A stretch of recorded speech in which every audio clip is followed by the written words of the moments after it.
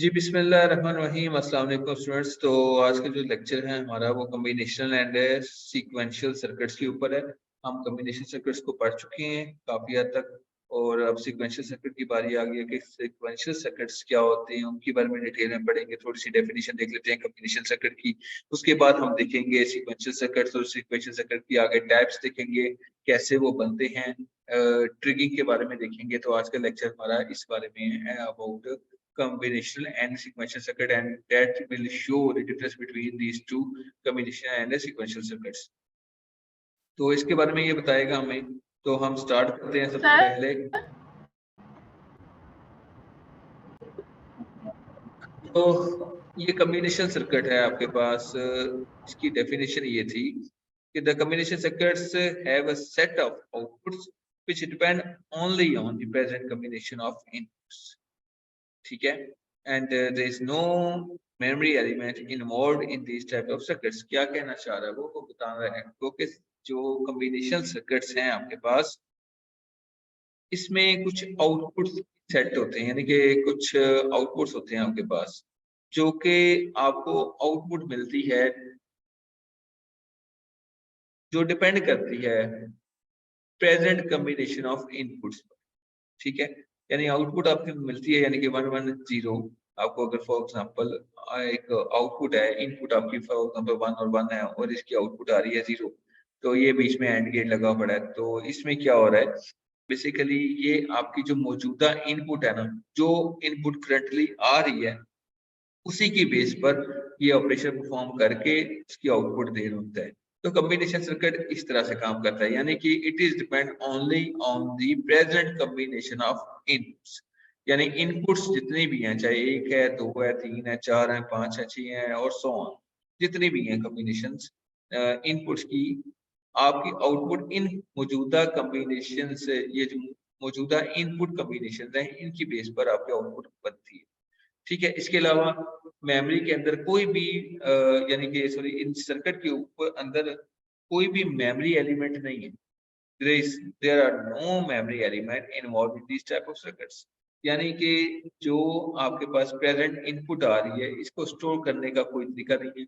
जो आपके पास presently currently output आ रही है कम्बिनेशन सर्किट में, इसको स्टोर करने का कोई तरीका नहीं है।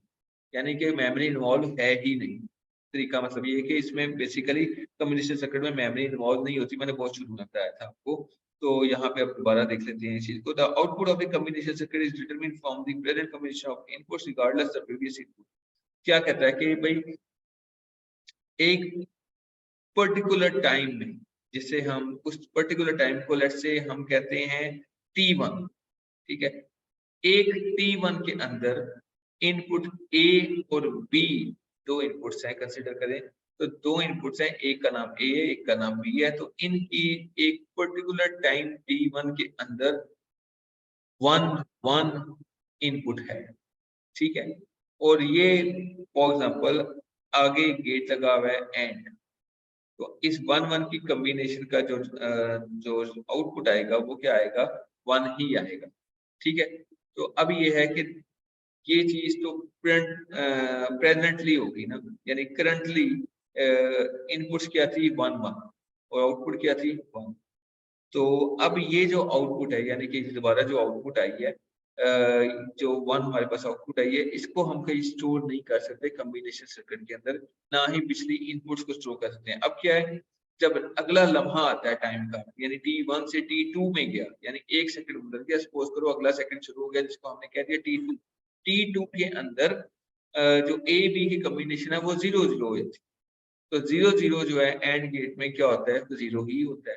ठीक है, या 1 एंड 0 हो जाता है तो भी 0 होता है, 0 एंड 1 होता है तो भी 0 है। कोई भी पॉसिबल कॉम्बिनेशन आप देख लें एंड गेट की, तो वो इस तरह से होती है। तो इसका मतलब ये बता रहा जा रहा है कि आपकी जो करंटली इनपुट है, ठीक है, जो आपकी प्रेजेंट इनपुट है, उसकी बेस पर आपकी आउटपुट बन रही है। ठीक है, और यहाँ पर पिछली इनपुट को नहीं देखा जाता। ठीक है, क्योंकि यहाँ पे मेमोरी एलिमेंट इन्वॉल्व नहीं है। मेमोरी एलिमेंट इन्वॉल्व होता तो प्रीवियस इनपुट को हम स्टोर कर सकते थे और उसको आगे इस्तेमाल भी कर सकते थे। न्यू इनपुट की जगह पे, लेकिन ऐसा यहाँ पे नहीं हो रहा क्योंकि टाइम t1 में हमारे पास इनपुट थी 1 1 और टाइम 2 में हमारे पास इनपुट थी 0 0 और सीधा सीधा इसने क्या किया, जो इनपुट आ रही है उस पर काम करके आउटपुट निकाल दी, यही हुआ। उसके बाद there are different types of combination logic circuits, बल्कि ये चौथा स्टेप मिस कर गए। The input variables, logic gates and output variables are the basic component of combination logic circuits. क्या होता है कि इनपुट वेरिएबल्स जो होते हैं आपके, लॉजिक गेट्स होते हैं और आउटपुट वेरिएबल, ये तीन चीजें होती हैं जो कि मेन कंपोनेंट है किसी भी कम्बिनेशन सर्किट की। ठीक है, कम्बिनेशन सर्किट क्या किन चीजों से मिलकर बनता है? आपके इनपुट वेरिएबल से, आपके लॉजिक सर्किट से यानी कि लॉजिक गेट से, और आपके आउटपुट वेरिएबल से। ये तीन चीजें हो तो आपका कम्बिनेशन सर्किट बन जाता है। तो हमारे पास कम्बिनेशन सर्किट की एग्जांपल में हम जो पढ़ चुके हैं इन डिटेल, वो है एडर्स, वो है सब्ट्रैक्टर, वो है डिकोडर, वो है एनकोडर और वो है मल्टीप्लेक्सर्स। ये 5-6 चीजें हैं। डीमल्टीप्लेक्सर भी इस तरह से आ जाता है इसके अंदर। ये सारी चीजें हैं जो कि is a parts of combination circuits. आगे हम बात करते हैं कम्बिनेशन लॉजिक इस डायग्राम की, ब्लॉक डायग्राम की। ठीक है, तो ब्लॉक डायग्राम में 3 तरह के पार्ट्स हैं। आप देख सकते हैं कि कम्बिनेशन सर्किट 3 चीजों से बना हुआ है। एक है n E number of inputs variables, और फिर n m आउटपुट वेरिएबल्स, और बीच में जो आपको ये ब्लॉक नजर आ रहा है, इसमें कम्बिनेशन लॉजिक सर्किट जो है छुपा हुआ है। तो मतलब कि इसको हम खोलेंगे तो इसके अंदर से लॉजिक सर्किट डायग्राम निकलेगी, जो कि बेसिकली इम्प्लीमेंटेशन है कम्बिनेशन सर्किट्स की। वट एवर जो भी कम्बिनेशन सर्किट्स के अंदर होगा, चाहे वो एडर है, चाहे वो सब्ट्रैक्टर है, चाहे वो एनकोडर है, डिकोडर है, मल्टीप्लेक्सर है, डीमल्टीप्लेक्सर है, व्हाटसोएवर जो भी है, वो इस ब्लॉक डायग्राम के पीछे। ठीक है, तो ये जैसे एक जनरल आपके पास डायग्राम है जो कि इनपुट वेरिएबल्स को शो कर रही है, ब्लॉक डायग्राम को शो कर रही है जो कि यानी कि ब्लॉक लॉजिक सर्किट को बता रही है, और m आउटपुट बता रही है। That's it. अच्छा, कम्बिनेशन सर्किट को तो हम जानते हैं अच्छी तरह से, हमने पहले भी कई बार इस पर काम किया है, बात की है, हम समझ चुके हैं। लेकिन what is now the combination circuit नहीं, बल्कि what is the sequential circuit. Sequential circuit क्या होता है भाई? ये किस चीज का नाम है और किस क्या चीज है ये? तो सीक्वेंशियल सर्किट जो है बेसिकली यूं ही समझ लें कि कम्बिनेशन सर्किट की एक्सटेंशन है, यानी उसको बढ़ाया गया, बताया गया। तो इसमें क्या होता है कि कम्बिनेशन सर्किट जो है एक स्पेशल टाइप है सर्किट की, that has a series of input and output. इसमें क्या है? Series of input and output, यानी एक के बाद दूसरा। जैसे कि लाइन होती है ना, तो एक लाइन, यानी लाइन के अंदर क्या होता है, नॉर्मली एक बंदे के पीछे दूसरा बंदा, दूसरे के अंदर दूसरे के पीछे तीसरा बंदा, तीसरे के पीछे चौथा बंदा, पांचवा बंदा, छठा बंदा, सातवां बंदा, एंड सो ऑन। इस तरह से ये पूरी सीरीज बन रही है। इसी तरह से यहाँ पे इनपुट और आउटपुट की सीरीज होगी ये सीक्वेंशियल सर्किट। अब द आउटपुट जो है सीक्वेंशियल सर्किट की depend on both combination of present inputs and the previous outputs. वो क्या कहता है कि अब इसकी आउटपुट की बात करते हैं। ठीक है, इसकी आउटपुट की अगर हम बात करें तो वो क्या होगा, इसकी अगर आउटपुट की हम बात करें तो क्या होगा कि इसकी आउटपुट डिपेंड करती है 2 चीजों पे। एक है प्रेजेंट कम्बिनेशन ऑफ इनपुट्स, यानी कि मौजूदा इनपुट पे, जैसे कम्बिनेशन सर्किट डिपेंड कर रहा था। इसके अलावा प्रीवियस आउटपुट पर भी ये डिपेंड कर, 2 चीजों पे डिपेंड करती है। किस पे?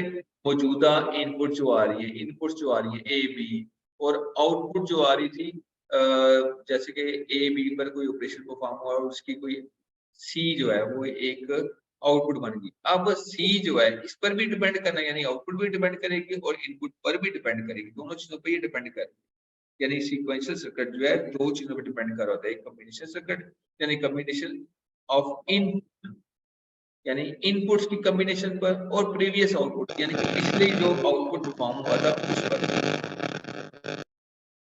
ठीक है, उस पर भी ये डिपेंड कर रहा है कि मौजूदा आपकी इनपुट्स जो है वो क्या है, और जो प्रीवियस आउटपुट आई थी आपकी वो क्या थी। जैसे पिछले एग्जांपल में हमने देखा कि 1 1 जो है वो एंड गेट को हम जब वेरिएबल पास करते हैं तो एंड गेट की जो इनपुट थी वो 1 1 थी, यानी कि ए और बी दोनों 1 थे, और आउटपुट भी क्या थी, वो भी 1 बन जाती है क्योंकि 1 1 1 होता है। तो अब ये 1 जो है ना, आउटपुट जो आया हमारे पास, इसको इस पर भी डिपेंड करेगी। इनपुट भी डिपेंड करेगी और आउटपुट भी डिपेंड करेगी। कम्बिनेशन सर्किट में ऐसा नहीं होता। कम्बिनेशन में क्या होता है, जो मौजूदा इनपुट आ रही है बस उस पर डिपेंड किया और आउटपुट पे डिपेंड नहीं करती, प्रीवियस आउटपुट पे डिपेंड नहीं करती। इसमें क्या है, तो मेन फर्क है कि वो मौजूदा इनपुट्स की कम्बिनेशन पे भी डिपेंड कर रही होती है और इसके अलावा वो प्रीवियस आउटपुट भी डिपेंड कर रही होती है। This is the main difference between these two and the previous output is treated as a present state.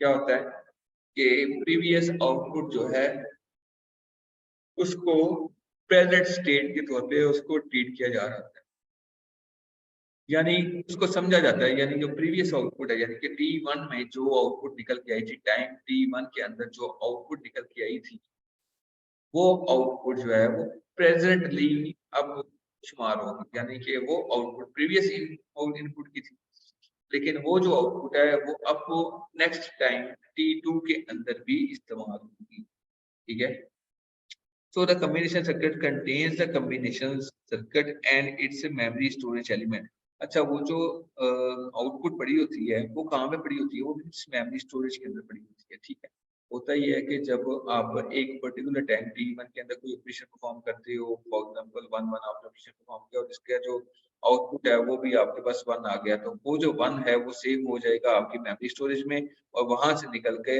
यानी उस पर भी डिपेंड करता होगा, यानी कि अगला जो सीक्वेंशियल सर्किट है, यानी कि सीक्वेंशियल सर्किट के अंदर जो नेक्स्ट आइटरेशन होगी इन टाइम T2, यानी अगले सेकंड में, फौरी तौर पे अगले ही सेकंड में जो अगली आइटरेशन होगी वो किस तरह से होगी, वो इस तरह से होगी कि वो दो चीजों में डिपेंड करी होगी, present combination of inputs and the previous outputs. और प्रीवियस आउटपुट कहाँ से लेगा, वो मेमोरी स्टोरेज से उठा लेगा।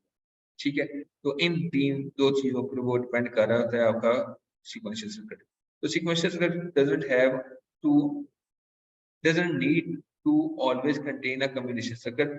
अच्छा, सीक्वेंशियल सर्किट जो है उसको हमेशा कम्बिनेशन सर्किट की जरूरत पड़ती है, so the sequential circuit can contain only memory element. वो क्या कहता है कि ये ऐसा नहीं है कि इसमें कम्बिनेशन सर्किट की जरूरत पड़े हमेशा इसकी, यानी कि इसका मतलब ये है कि जो बेसिकली जो सीक्वेंशियल सर्किट है ना, वो एक्सटेंशन, मैंने बोला था शुरू में कि ये एक एक्सटेंशन है कम्बिनेशन सर्किट की। क्या होता है कि कम्बिनेशन सर्किट में आपकी मेमोरी इन्वॉल्व नहीं होती, लेकिन सीक्वेंशियल सर्किट में मेमोरी इन्वॉल्व हो जाती है। तो अगर आप इनपुट्स हटा भी दें फॉर एग्जाम्पल, तो मेमोरी के अंदर तो एक आउटपुट पड़ी हुई है, उससे काम चल जाएगा।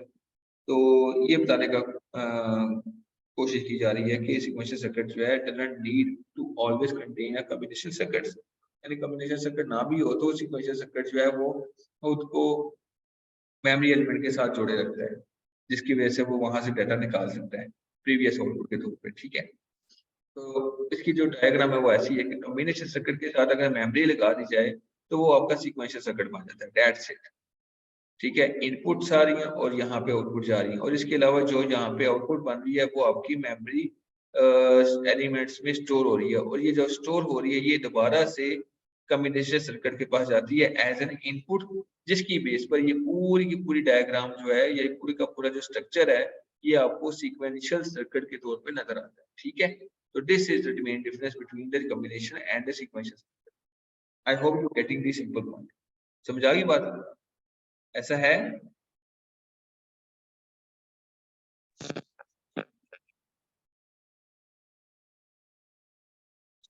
नेक्स्ट आगे हम देखते हैं combination and sequential circuits.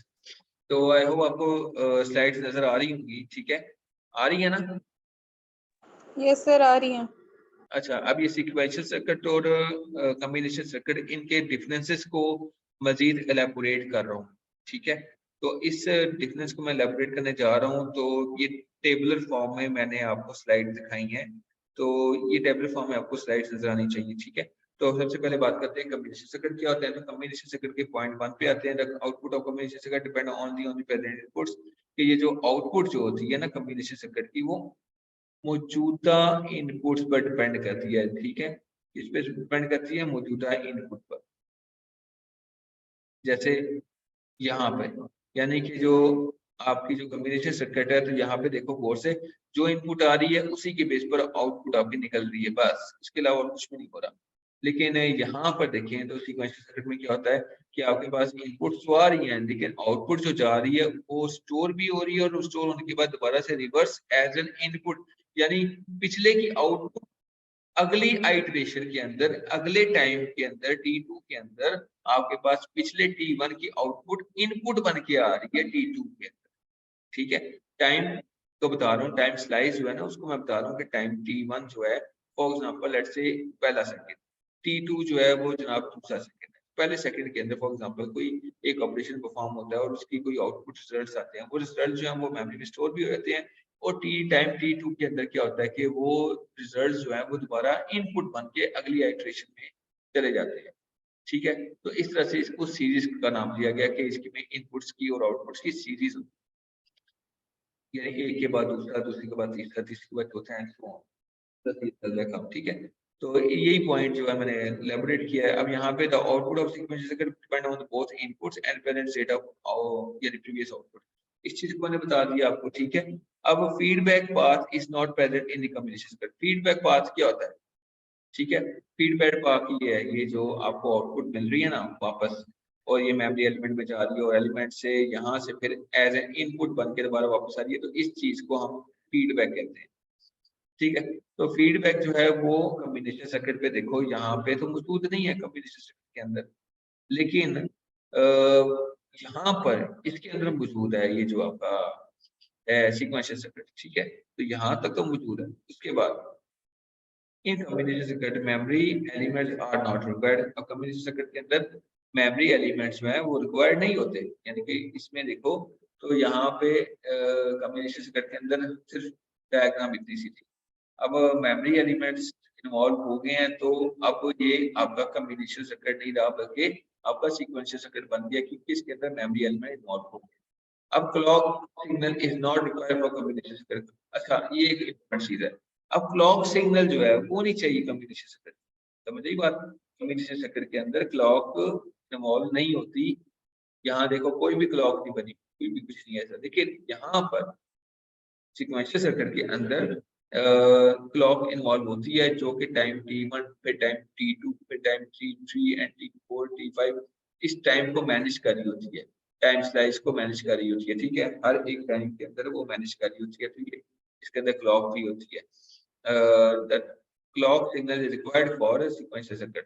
Clock signal क्यों चाहिए होता है? क्योंकि इसलिए चाहिए होता है कि वो एक टाइम के अंदर अंदर इनपुट्स ले और आगे भेजे और वो परफॉर्म कर दें, और परफॉर्म करने के बाद दोबारा से अगले टाइम में यानी टाइम T2 के अंदर यानी अगले ही सेकंड में वो जो आउटपुट बनी थी वो दोबारा रिवर्स होके इसके पास वापस आती है एज एन इनपुट बन के के पास। ठीक है, तो टाइम जो है ना वो बेसिकली मैनेज कर रहा होता है इस एक सेकंड या एक सेकंड के भी पता नहीं कितने हिस्से कर लें तो उसके बाद ये काम हो रहा होता है।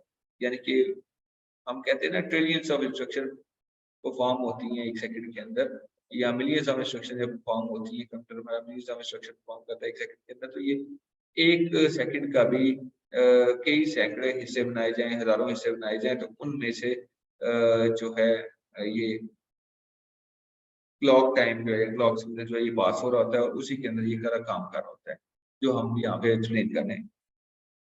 तो कम्बिनेशन सर्किट एक सिंपल टू डिजाइन है, यानी कम्बिनेशन सर्किट को डिजाइन करना सिंपल है और सीक्वेंशियल सर्किट को डिजाइन करना इतना सिंपल नहीं है। It is not simple to design a sequential circuit, क्योंकि इसके अंदर मेमोरी एलिमेंट भी इन्वॉल्व हो जाता है, अब क्लॉक्स वगैरह भी इन्वॉल्व होती है तो थोड़ा सा डिफिकल्ट हो जाता है। ठीक है, और अब इसके बाद हम बात करते हैं टाइप्स ऑफ सीक्वेंशियल सर्किट। एक सीक्वेंशियल सर्किट्स है यानी दो तरह की टाइप्स है आपके पास, एक है एसिंक्रोनियस और दूसरी है सिंक्रोनियस।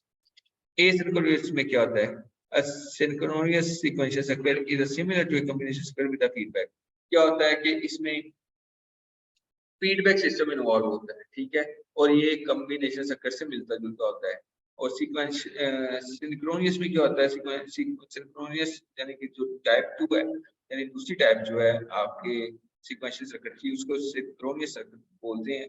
और उसमें क्या होता है कि सीक्वेंशियल सर्किट जो है उसमें सिंक्रोनाइजेशन होती है मेमोरी एलिमेंट की, state is done by clock signal, यानी कि क्लॉक सिग्नल्स के थ्रू मेमोरी एलिमेंट्स की सिंक्रोनाइजेशन होती है, यानी कि जो आउटपुट है वो आपकी फीड हो रही होती है, स्टोर हो रही है मेमोरी एलिमेंट में by using a clock signal, यानी क्लॉक्स के हिसाब से। यानी टाइम t1 के अंदर कौन सी इनपुट्स आई थी, कितनी नंबर ऑफ इनपुट्स थी और उनकी आउटपुट क्या रही, वो आउटपुट जो है वो आपकी महफूज हो जाती है मेमोरी एलिमेंट्स के अंदर। और ये सारा काम जो है विद इन अ सेकेंड हो रहा होता है, यहाँ पर एक टाइम t1 के अंदर हो रहा होता है। और वो टाइम t1 और टाइम t2 और टाइम t3 इन सारों को मैनेज करने के लिए एक क्लॉक सिग्नल होता है जो कि इस चीज को मैनेज कर रहा होता है। तो ये सिंक्रोनाइजेशन या सिंक्रोनियस। अब एसिंक्रोनाइजेशन की दूसरी टाइप को देखते हैं यहाँ पर।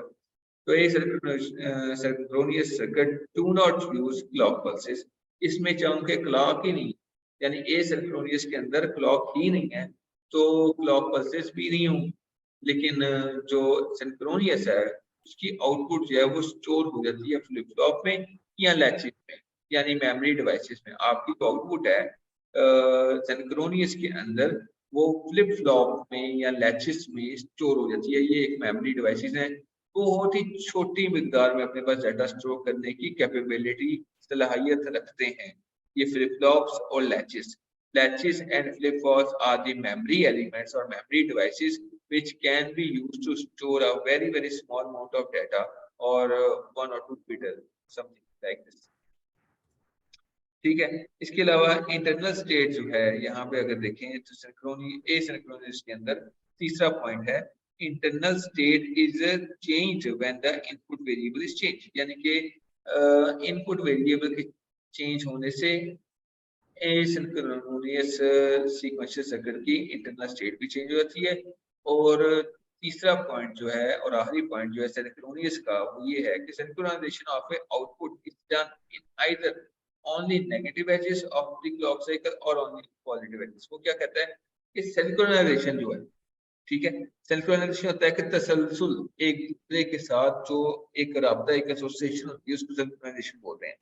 तो सिंक्रोनाइजेशन किस किस के बीच में, क्लॉक के और मेमोरी के बीच के जो बीच में जो ताल्लुक है, जो एसोसिएशन है, वो सिंक्रोनाइजेशन कहलाई जा रही है यहाँ पे। तो सिंक्रोनाइजेशन जो है आउटपुट की is done in either only negative edges or of clock signal or only positive edges। अच्छा, दो एजेस होते हैं क्लॉक सिग्नल के, एक होता है नेगेटिव एक होता है पॉजिटिव। ये देख लें आपके पास सामने एक क्लॉक आ गई है, क्लॉक का एक जो ग्राफ बना हुआ है छोटा सा, तो जो चीज ऊपर है ना वो हाई है और जो चीज नीचे है वो लो है, तो इसको हम बोलते हैं पॉजिटिव और दूसरा बोलते हैं नेगेटिव। यानी कि नीचे से ऊपर जाए तो इसको बोलते हैं पॉजिटिव और ऊपर से नीचे आए तो इसको बोलते हैं नेगेटिव। तो बताने का मकसद ये है कि सिंक्रोनाइजेशन जो आउटपुट की हो रही होती है वो दो में से किसी एक तरीके से साथ हो रही होती है, चाहे वो नेगेटिव एजेस के साथ हो रही है या वो पॉजिटिव एजेस के साथ हो रही है ऑफ क्लॉक सिग्नल। अब क्लॉक सिग्नल क्या है वो भी देख लेते हैं थोड़ी देर में डिटेल के अंदर। तो यहाँ पे क्या था, अनक्लॉक फ्लिप फ्लॉप्स और time delayed are memory element.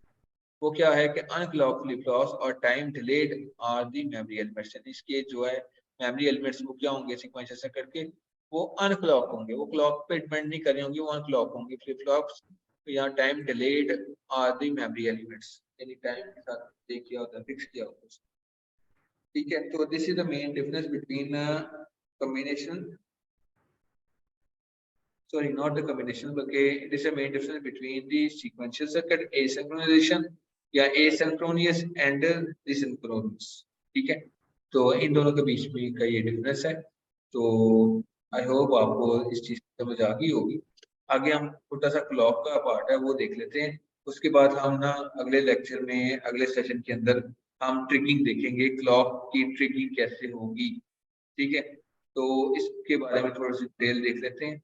तो क्लॉक क्या है बेसिकली, तो क्लॉक एक सीक्वेंशियल सर्किट के अंदर there should be a mechanism to control the circuit operation speeds that by the concept of clock is introduced। क्या होता है कि कंप्यूटर तो बहुत तेज है हमारा, ठीक है, और उसके मतलब कि हम कहते होते हैं ना कि हमारा जो ये कंप्यूटर है ये 2.1 गीगाहर्ट्ज का है या जितने भी गीगाहर्ट्ज के, या आपके मोबाइल फोन के जो प्रोसेसर्स हैं वो 2.1 गीगाहर्ट्ज के या 1.8 के 4 लगे हुए हैं या 1.3 के 4 लगे हुए हैं वगैरह वगैरह। इस तरह से जो हम देख रहे होते हैं, या अगर कभी मोबाइल की स्पेसिफिकेशन देखें तो उसके अंदर प्रोसेसर्स उसके होंगे। इसी तरह से कंप्यूटर की स्पेसिफिकेशन देखें तो उसमें प्रोसेसर्स की ना डिटेल मेंशन होती है। तो प्रोसेसर्स क्या कैसे हम ये कर देंगे प्रोसेसर जो है वो कितने इंस्ट्रक्शन जो है 1 सेकंड के अंदर परफॉर्म कर सकता है। तो दिस इज मेजर्ड इन मतलब कि हम 1 सेकंड या एक क्लॉक के अंदर क्लॉक साइकिल के बारे में बात करें तो ये बेसिकली एक क्लॉक साइकिल है। ये जो मेजरमेंट है ना 2.1 गीगाहर्ट्ज, ये जो 2.1 गीगाहर्ट्ज की बात हो रही है ना, ये बेसिकली क्या चीज है। 2.1 गीगाहर्ट्ज की बात मतलब ये है कि ये एक क्लॉक साइकिल के अंदर 2.1 जो आपके सिग्नल है इनको प्रोसेस कर रहे हैं, आपके कि जो इंस्ट्रक्शन है बेसिकली वो प्रोसेस कर रहे हैं। ठीक है, तो ये सारी चीज है। तो यहाँ पे क्या हो रहा है, there should be a mechanism to control the circuit. ठीक है, circuit operations that's why the concept of a clock is introduced। ठीक है, उम्मीद करता हूँ आपको इसकी थोड़ी बहुत समझ आई होगी। तो हम इंशाल्लाह नेक्स्ट लेक्चर में नेक्स्ट सेक्शन में हम इसी से कंटिन्यू करेंगे, क्लॉक से दोबारा से करेंगे और फिर आगे तक जाएंगे इंशाल्लाह। ठीक है, तो आई होप आपको कोई समझ आ गई होगी, अगर नहीं आई तो आप क्वेश्चन कर सकते हैं। ठीक है।